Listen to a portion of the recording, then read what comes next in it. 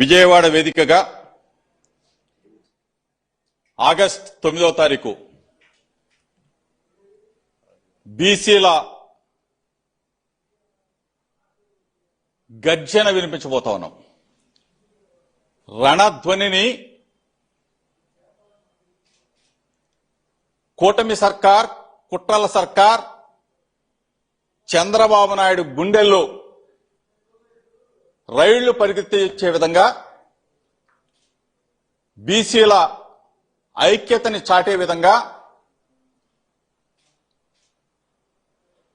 2019 నుంచి 24 వరకు బీసీలంటే backward class కాదు,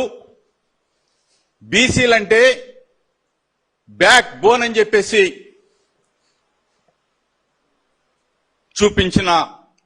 చేసి చూపించిన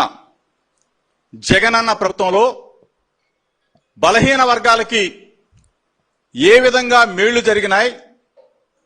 ఎన్ని మేళ్లు జరిగినాయి, సామాజిక న్యాయం ఏ విధంగా జరిగింది, మహాత్మా జ్యోతిరావు పూలే గారి ఆశయాలు, ఆలోచనల్ని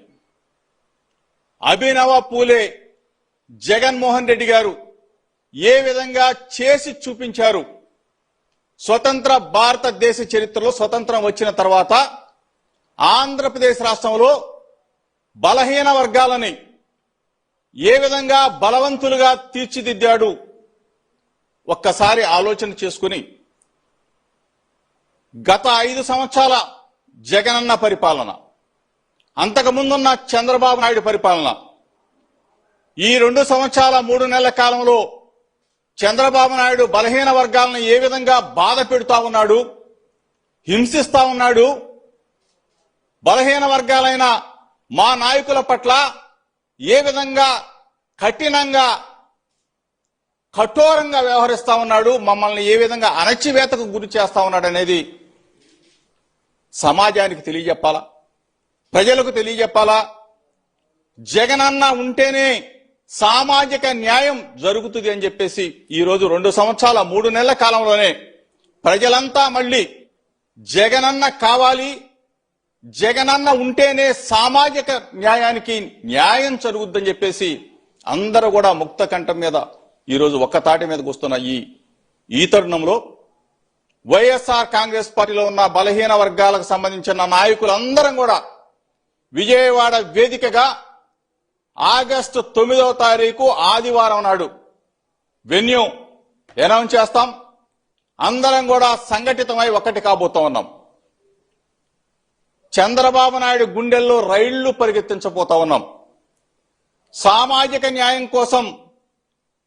పరితపిస్తున్న ప్రతి ఒక్కరికి కూడా అండగా ఉంటాం. అండగా ఉండే విధంగా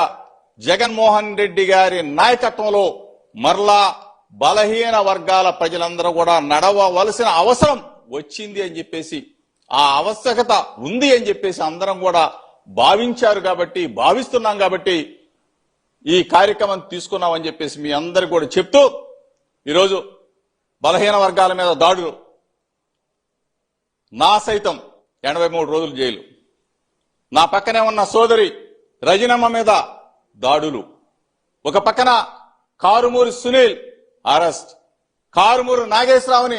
వేధింపులు, నా సోదరుడు అప్పలరాజుని అన్యాయంగా అరెస్ట్, అప్పలరాజు కుమారుడు చిన్న వయసులోనే అతన్ని జైలుకు పంపించిన వైనం. 1 కాదు 2 కాదు, బలహీన వర్గాలనే టార్గెట్ చేస్తున్న చంద్రబాబు నాయుడు ప్రభుత్వం, కుట్రల ప్రభుత్వం, కూటమి ప్రభుత్వం